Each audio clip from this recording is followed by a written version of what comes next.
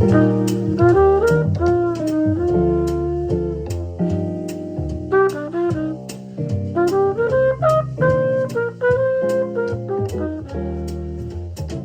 to this video where I'm just going to be talking about how to practice, or my approach certainly, to practicing the first 8 bars of There Will Never Be Another You. So this is more of a sort of Chet Baker type approach that I've got from studying his playing, practicing his vocabulary, looking at his types of rhythm, the sound, vibrato. So if that doesn't interest you, this video isn't for you. Okay, so the first thing I like to do is just focus on the chords, focus on the changes. Okay, so I might do an exercise like this.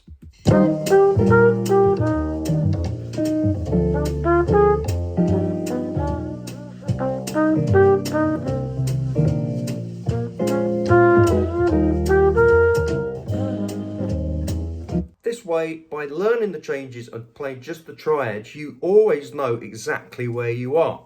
Now, there might be quite a bit of work in that, in as much that you need to know the chord notes for the triad. Something I suggest you try and do is learn 2-5-1s, major 2-5-1s, and if you can, the minor 2-5-1s in all keys.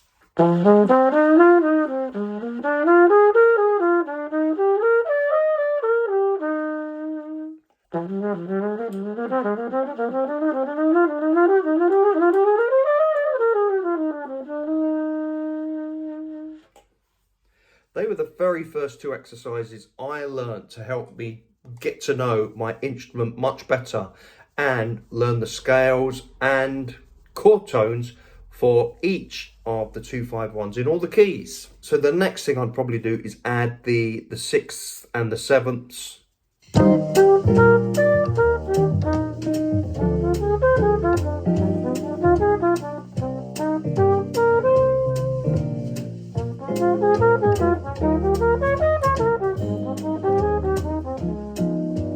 So you get the idea there, just playing nicely through the changes. Also notice when I'm practicing that type of thing, I'm still trying to sound super authentic with time, feel, swing, and articulation. Something else I like to do is just to really try to practice hearing the third going through those changes, and it makes a great target note, something like this.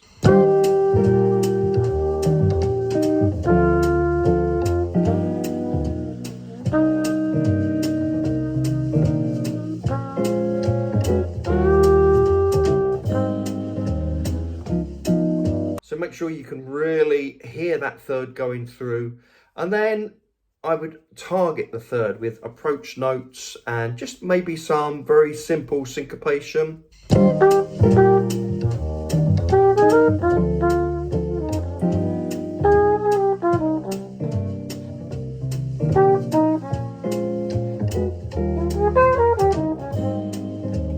Something else I like to do is practice transcriptions of great players playing that tune. So certainly Chet Baker's transcriptions would make an appearance. And what I find really helps me is just the approach, the rhythmic approach, and the use of space.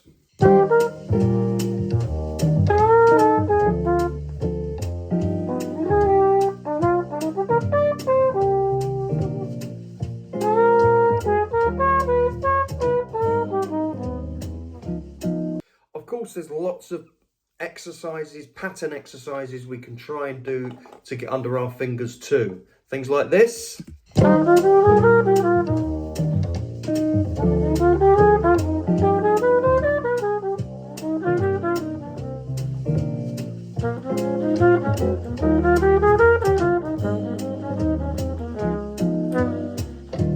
By the way, everything I'm talking about now is broken down into manageable chunks in monthly lessons in my membership. If you want to find out a little bit more about that, that's level 2, by the way, the lessons. In level 1, there's lots of solos. There's currently 19 solos, and I'm giving 3 away, absolutely free. Misty, Blue Bossa, and On the Street Where You Live, and I'll put a link to that in the description.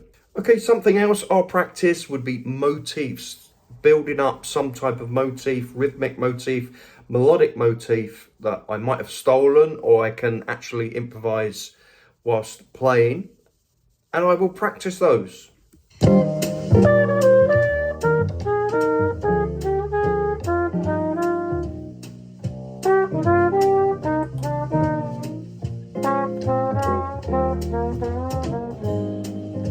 So that's from Blue Mitchell, from one of his solos. I think it's Chick's Tune that I stole that one from. Okay, here we go again.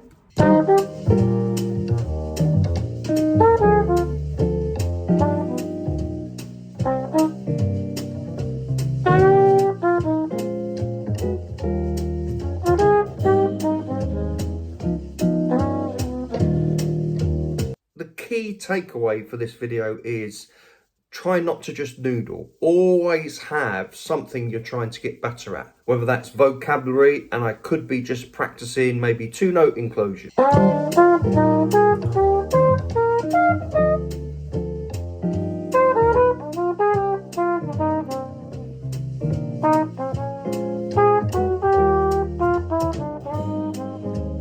I might just target, say, the third with chromatic enclosures.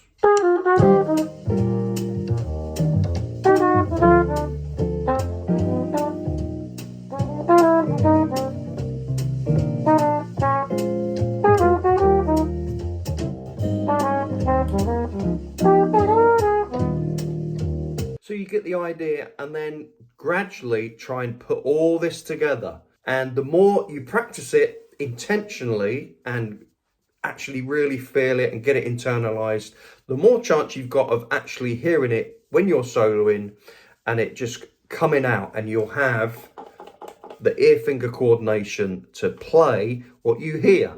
I found that really the vast majority of the stuff I hear that's useful to play is stuff I've practiced in the practice room.